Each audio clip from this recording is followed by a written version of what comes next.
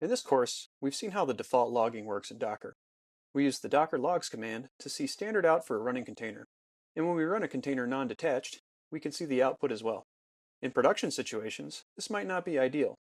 In modern cloud environments, logs are typically shipped off the server to a centralized log server or database. In recent versions of Docker, the log handling for containers can be changed at container launch time. This is done using log drivers. The log driver that Docker uses by default is called the JSON file log driver. The JSON file log driver automatically writes all logs to disk and can stream the logs to a Docker client. This is how we can tail the logs when we run a container.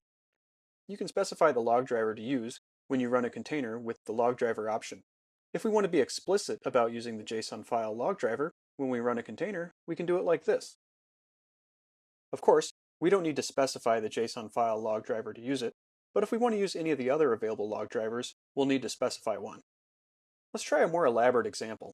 Docker provides a Splunk logging driver that will ship logs directly to a Splunk HTTP event collector.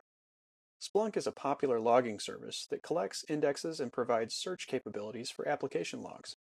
The nice thing about logging drivers is that applications don't need to be concerned with their log destination, so they can simply log to standard out. Let's try our Hello O'Reilly container with the Splunk driver. There's a Splunk image available that we can use to test the logging driver. We've mapped the Splunk port to the Docker host on port 8000, which is the admin UI port. We can now log into Splunk and configure the HTTP event collector.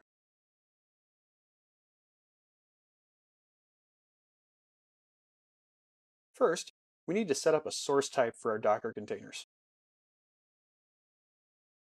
We'll just call our new source type Docker. Source types are a way to group different sources of log data in Splunk.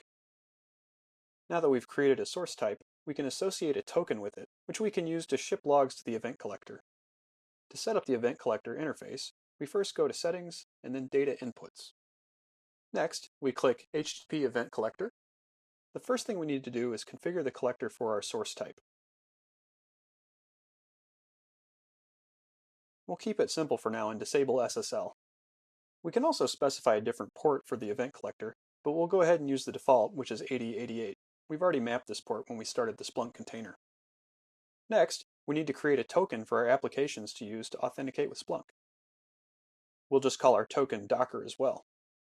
There's a number of other things we can change in this wizard when we're creating our token, but we can just use the defaults for now.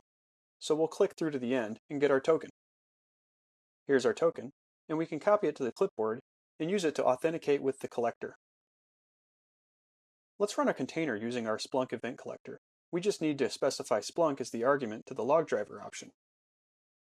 Each log driver has a different set of logging options that they accept.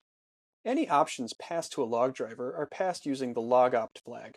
The logopt flag takes a name and value pair delimited by an equal sign. One of the required log options for Splunk is the Splunk token, which we can paste our newly created token as the value. The other required option is the Splunk URL. Our Splunk is running on the default Docker host on port 8088.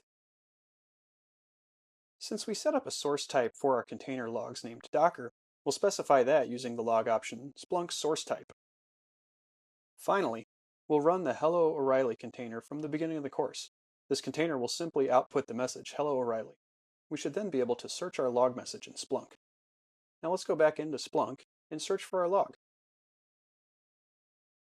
By entering source type equals Docker in the search field, we found the log message that our Hello O'Reilly container produced. We see our message and also a tag. By default, the tag shipped with the logs from Docker is the container ID, but you can use the Splunk driver's tag option to change the value specified. There are a number of other logging drivers that ship with Docker as well.